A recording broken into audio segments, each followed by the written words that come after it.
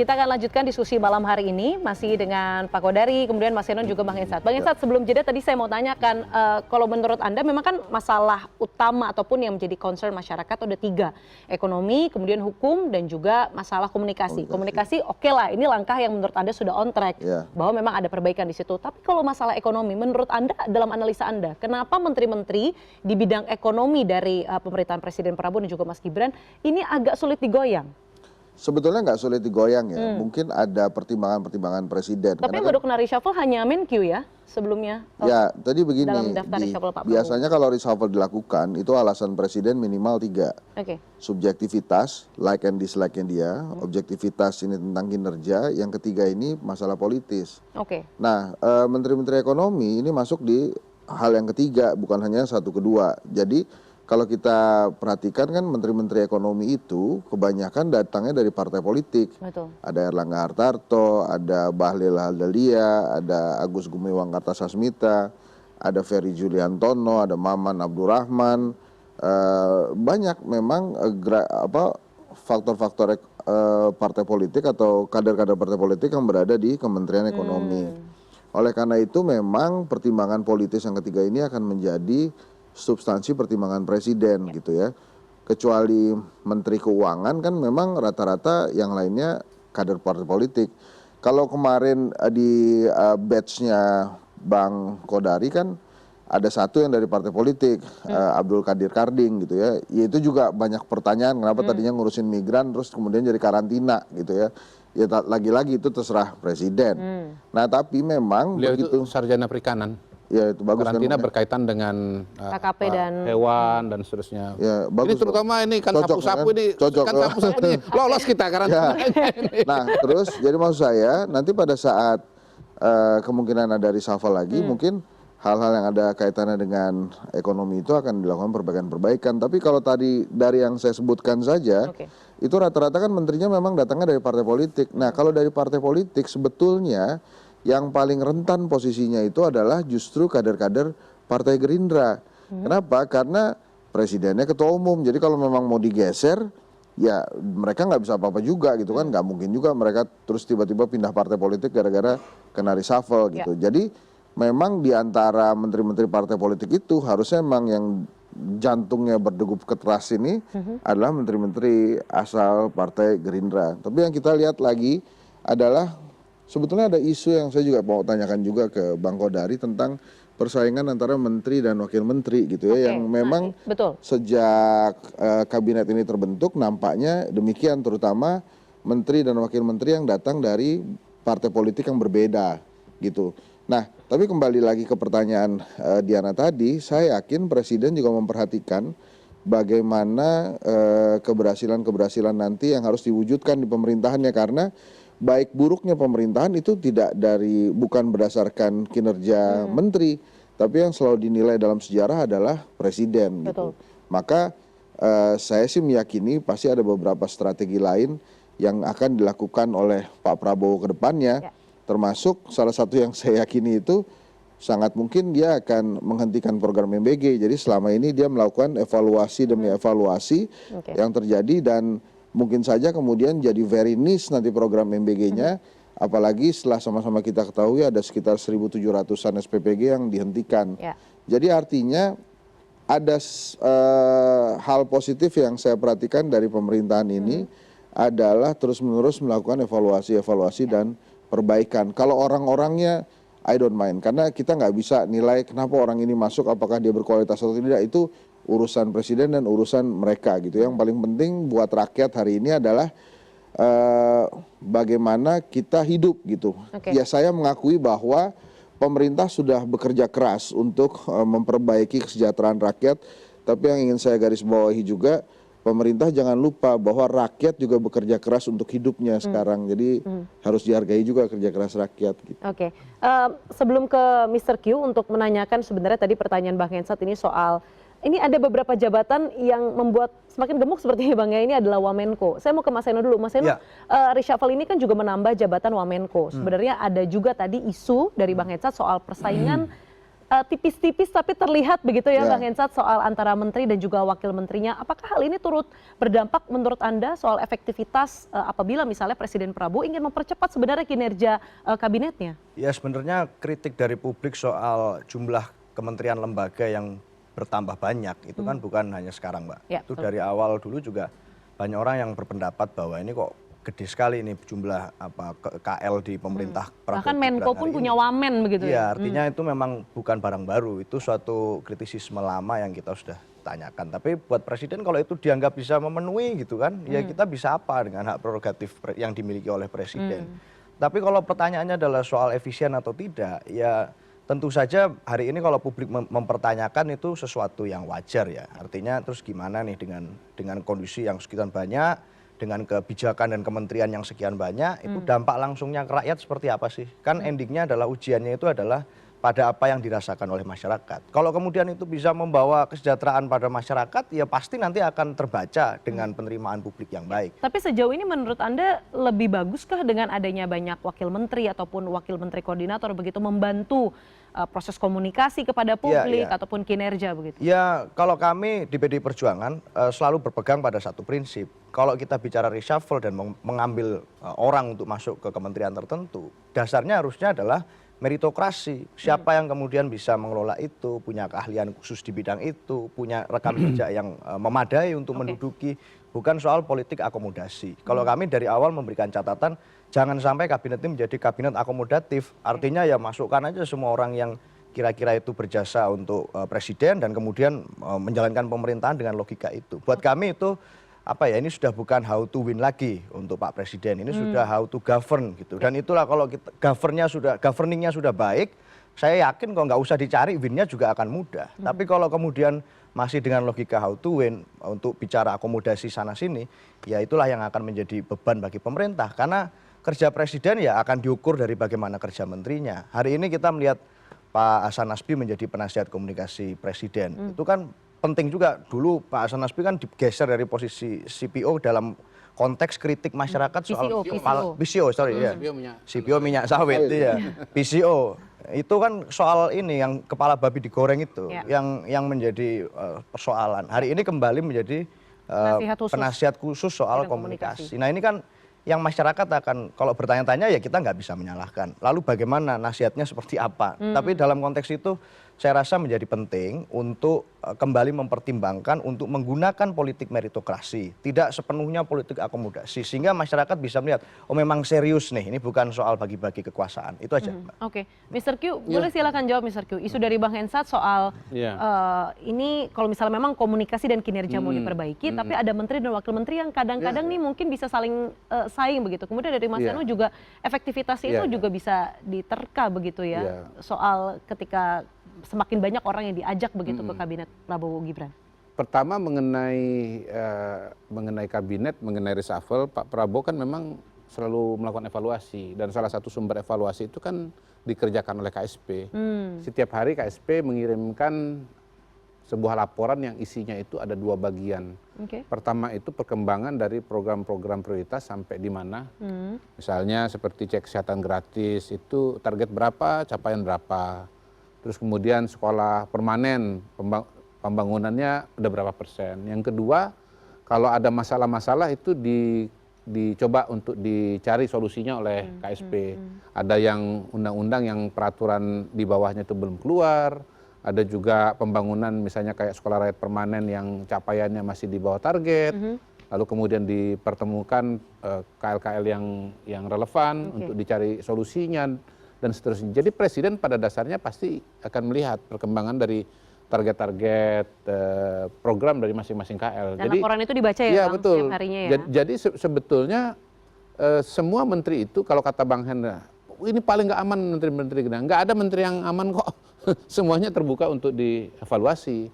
Dan karena itu ya kita harus bekerja dengan sebaik-baiknya. Itu yang pertama. Yang kedua, mengenai apa tadi pertanyaannya? Seperti misalnya, menteri dan wakil menteri. Biasa, saya kira biasa lah ya. Antar suami istri aja bisa beda-beda pendapat kan. Apalagi menteri dengan wakil menteri begitu, dan latar belakang itu bisa berpengaruh, cara berpikir juga bisa berpengaruh. Yang penting bagaimana antara menteri dengan wakil menteri berusaha untuk mencari, istilah saya itu titik temu, bukan titik pecah gitu. Tapi ujungnya pasti kembali kepada Bapak Presiden untuk bisa memberikan penilaian. Tapi saya kira kalaupun ada ya 1-2 lah ya. Dan itu tentu tidak bisa terhindarkan. Tapi umumnya sih baik-baik saja dan kompak-kompak saja. Ya harus begitulah ngomongnya. Iya. Enggak memang. Loh, ini kan kesaksian dari dalam. Saya kan berinteraksi. Iya, betul. Gini loh, saya tuh ada di grup menteri, ada di grup wamen. Saya termasuk dari sedikit orang yang bisa dua-duanya. Karena kebetulan saya ini kan udah dilantik 3 kali. Pernah sebagai wakil, saya ada di grup wamen. Saya pernah dilantik sebagai Kastab setingkat menteri. Sekarang kepala Bakom saya ada di situ. Jadi saya bisa lihatlah dinamika. Dan notabene kan saya punya hubungan yang cukup baik lah dengan semua. Sebagian itu kan kebetulan sudah teman lama juga, temannya Bang Hensat juga. Jadi sebenarnya kalaupun ada ya 1-2 lah, dan insya Allah tidak mengganggu kinerja.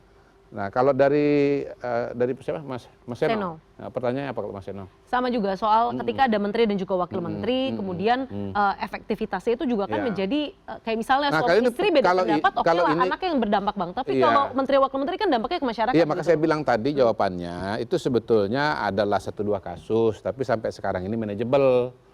Dan tidak mengganggu kinerja menurut Anda. Betul, tidak mengganggu kinerja. Oke. Nah, kalau bicara mengenai mungkin yang awal dulu ya Mas Seno ya, mengenai kesejahteraan. Pemerintahan pada hari ini ya hemat saya berjalan dengan baik ya. Di tengah krisis, sebagai contoh yang paling nyata, di tengah krisis global ya, kita sampai hari ini masih bisa menjalani kehidupan dengan kurang lebih ya seperti yang sebelum terjadi krisis global, terjadi perang dan seterusnya. Kita pada hari ini masih, ibu-ibu masih bisa masak, masih ada LPG, listrik kita masih menyala, BBM kita masih tersedia. Memang BBM non subsidi naik sesuai dengan harga dunia, tetapi BBM subsidi itu dipertahankan di kelola pemerintah sedemikian rupa supaya jangan naik begitu untuk mempertahankan daya beli masyarakat. Jadi pemerintah ini hadir, karena kalau pemerintah ini nggak hadir, ya saya yakin tuh berasnya nggak tersedia, ya listriknya padam, bensinnya juga tidak tersedia. Jadi pemerintah bekerja keras untuk memastikan semua kebutuhan masyarakat bisa dikonsumsi, bisa dipakai, bisa tersedia untuk masyarakat gitu. Jadi pemerintah ini hadir. Juga yang namanya bantuan-bantuan sosial. Kemarin KSP dengan asisten khusus presiden kami merekapitulasi bantuan-bantuan dan dukungan-dukungan sosial ya yang diberikan oleh pemerintah. Ada 28 program pemerintah yang diberikan kepada masyarakat, maksud saya negara ya, yang diberikan kepada rakyat mulai dari dalam kandungan sampai usia lanjut. Dan program itu kalau di total jumlahnya sekitar 1/3 dari APBN kita, sekitar 1.300, ada 28 program. Nah 28 program itu berjalan terus, artinya apa? Negara hadir untuk melindungi masyarakat, negara hadir untuk memajukan kesejahteraan umum, dan negara hadir juga untuk mencerdaskan kehidupan rakyat. Soal MBG itu kan bagian dari memenuhi tujuan kita bernegara di pembukaan Undang-Undang Dasar 45, itu mencerdaskan kehidupan bangsa. Begitu. Jadi semua program itu berjalan dengan baik. Kalau soal ekonomi, ya kembali seperti saya sampaikan di depan, makroekonomi kita oke, ya, pertumbuhan ekonomi kita berjalan, inflasi kita terkendali, ada dinamika harga dan seterusnya. Tetapi itu kan sesuatu yang kita harus hadapi sehari-hari dan kita cari solusinya. Sekali lagi evaluasi terus berjalan Pak Hensa, dan ya nanti tunggu waktunya aja. Saya mau bergeser Bapak-Bapak ini fokusnya ke soal komunikasi. Nah kita tahu betul bahwa di beberapa survei pun komunikasi muncul jadi masalah serius dari kabinet Prabowo Gibran. Mr. Q, kita tahu bahwa di sana itu ada beberapa pintu komunikasi. Sebut saja Mr. Q pada saat di KSP juga turut doorstop. Kemudian Mensesnek juga berperan sebagai juru bicara. Kemudian kita tahu juga belakangan Seskap Teddy juga turut menjadi salah satu pintu komunikasi kepada teman-teman media. Ini sebenarnya strategi komunikasi apa yang sedang dijalankan pemerintah? Bukankah semakin banyak pintu, semakin Membingungkan atau seperti apa, Mr. Q? Pertama untuk secara menyeluruh minta waktu ya untuk saya evaluasi karena hari ini baru serah terima, kemarin dilantik, hari ini baru serah Tapi terima. kan abang pasti di KSP sudah mulai menelaah lah sekiranya komunikasi yang tepat atau strategi seperti apa gitu. Ya tentunya harus dapat lanskap secara keseluruhan ya, terutama apa yang dikerjakan oleh Bakom selama ini. Saya kan nggak bisa asumsi-asumsi, harus mendengarkan langsung dari teman-teman yang sudah menjalankan Bakom selama ini. Tetapi saya kira tidak menjadi suatu masalah, yang penting ada koordinasi dan ada komunikasi. Dan sampai sejauh ini sih rasanya ya koordinasi dan komunikasi itu berjalan kok. Tapi Dan nggak apa-apa Bang. Tentu akan kita perkuat nanti ke depan. Tentu kita akan perkuat ke depan. Insya Allah saya memiliki hubungan yang baik dengan Pak Seskap, memiliki hubungan baik dengan Pak Mensesnek. Kalau Pak Seskap dan Pak Mensesnek itu kemudian menjadi juru bicara, tentunya sangat-sangat wajar. Karena beliau itu berada di dekat Presiden, beliau itu mendengarkan dan tahu apa-apa yang menjadi keputusan, bagaimana proses itu terjadi. Dan sebetulnya kalau bicara Pak Seskap dan Pak Mensesnek, kalau beliau berbicara, sesungguhnya itu sangat-sangat tepat karena kan yang dibutuhkan masyarakat kan suatu sinkronisasi antara apa yang disampaikan dengan peristiwa yang terjadi begitu. Jadi sebetulnya sih menurut saya justru itu malah bagus karena Pak Seskap dan Pak Mensesnek adalah sumber yang utama untuk semua kebijakan. Oke, saya mau minta pendapatnya Mas Eno. Menurut Anda apakah memang kalau Mr. Q bilang wajar kalau Mensesnek ataupun Seskap jadi salah satu garda komunikasi lah kita bilang begitu ya Mr. Q ya, karena terlibat dalam proses internal dekat dengan Presiden, sehari dengan Presiden. Menurut Anda itu tidak menambah layer masalah sekedar komunikasi? Contoh begini kan, dulu Pak Harto tuh kita kan sering ketemu, sering mendengarkan Pak Mensesnek Murdiono dalam menjelaskan berbagai macam persoalan. Jadi sebetulnya dari situ ya dulu saya masih kecil ya, kok Pak Mensesnek ini yang ngomong gitu kan. Ya sebetulnya setelah saya di dalam terus kemudian saya mengikuti proses pemerintahan, itu sesuatu yang tepat dan wajar karena Pak Mensesnek karena dekat dengan Presiden, peraturan-peraturan lewat beliau diproses. Jadi ya istilahnya nggak ada yang nggak diketahui oleh Pak Mensesnek itu dari semua kebijakan pemerintah karena semuanya harus lewat beliau. Oke, baik. Nomornya pun dari beliau, koreksinya juga dari beliau. Oke, silakan Mas Eno. Iya, kalau saya merasa saya percaya pada sistem NES ya Mbak di pemerintah. Dan hari ini kalau bicara soal kejubiran Presiden yang dihandle oleh Pak Mensesnek atau Seskap, itu kan kemudian hari ini kita publik melihat dan membaca bahwa pasca reshuffle kemarin harusnya fungsi komunikasi itu ya ke Bakom. Ini kalau bicara lembaga ya. Artinya setelah ini kan menjadi PR pekerjaan rumah tangga pemerintah. Gimana caranya agar integrasi informasi itu keluar melalui pintu yang memang disetujui oleh Presiden melalui kelembagaan pemerintahan yang ada. Kalau contohnya Pak Harto dulu ya sudah berapa puluh tahun yang lalu gitu ya. Artinya seharusnya sistem pemerintahan kita kan berjalan terus. Dan buat saya menjadi penting kalau badan itu punya fungsi yang sesuai dengan namanya. Dan saat bicara badan komunikasi ya melalui itu harusnya menurut saya. Tapi sekali lagi Mbak, sebenarnya soal ekonomi yang hari ini kita rasakan, kita mengapresiasi memang pemerintah selama ini berhasil menjaga stabilitas segala macam. Tapi juga hati-hati. Karena Pak Menkyu kan berkali-kali saat pengumuman kan mengatakan defisit APBN kita terus tuh tekor lagi berapa waktu sekali secara periodik. Jangan sampai kemudian subsidi yang diberikan pemerintah untuk hal-hal yang sifatnya mendasar hari ini jadi bom waktu di kemudian hari nanti itu. Karena utang jatuh tempo kita 800 sekian puluh T, utang baru kita 800 sekian puluh T juga ini berbahaya kalau kemudian tidak diselesaikan secara substantif. Memang secara komunikasi penting untuk disampaikan apa yang dikerjakan pemerintah. Tapi secara substansi juga menurut saya penting untuk diperbaiki PR-PR ini. Sehingga kita nggak kemudian menabung bom jangka panjang yang nanti nggak bisa selesai. Maka sekali lagi solusinya adalah dual track. Komunikasi dibereskan, ekonomi juga dibereskan. Nggak bisa salah satu Mbak menurut saya.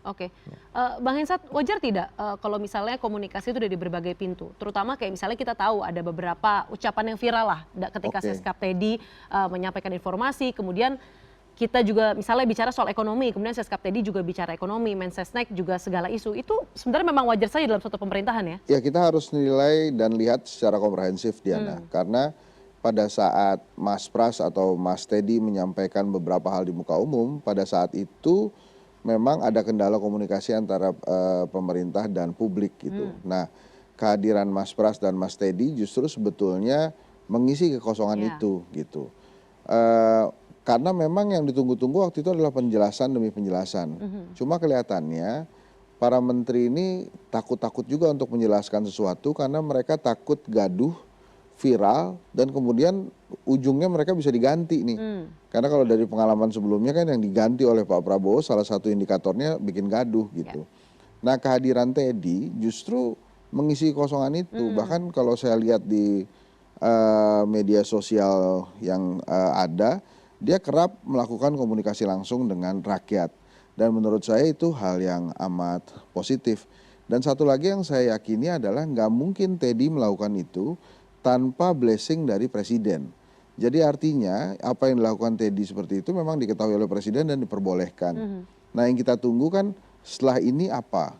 Setelah ada perombakan kabinet, sosok yang baru, apakah itu kemudian tetap dijabat oleh Mas Pras atau kemudian Mas Teddy juga boleh menyampaikan itu, atau semuanya dihandle Bakom ya, atau KSP. atau dihandle Bakom atau apa namanya ya KSP atau misalnya Dirjen Komunikasi Publik yang ada di Komdigi gitu. Tapi kalau menurut saya dengan kedekatan Mas Pras dan Mas Teddy, kemungkinan besar fungsi Bakom adalah memberikan bahan kepada mereka berdua tuh untuk disampaikan kepada publik. Tapi itu juga nggak masalah karena mungkin ada porsi-porsinya kapan Bakom mesti muncul, kapan Mas Teddy dan Mas Pras muncul. Kalau diperhatikan sebenarnya polanya sangat sederhana. Bila ada kunjungan atau ada presiden yang baru saja selesai melakukan sebuah kegiatan dan itu di situ ada Mas Teddy atau Mas Pras, biasanya salah satu di antara mereka yang akan membantu presiden memberikan pesan-pesan komunikasi kepada rakyat. Tapi kalau secara khusus tidak ada dalam sebuah kegiatan lingkup presiden, itu baru bisa dilakukan dan biasanya dilakukan oleh KSP atau Bakom. Saya lihat polanya masih akan sama seperti itu, tidak akan berubah karena Mas Kodari pasti punya kesibukan sendiri. Dan saya yakin pasti ada waktunya dia embed dengan presiden, tidak seperti Mas Pras dan Mas Teddy yang memang sering sekali embed dengan presiden gitu. Oke, baik, kita lanjutkan nanti usai jeda. Tetaplah bersama kami di Inside Story with Diana Valencia.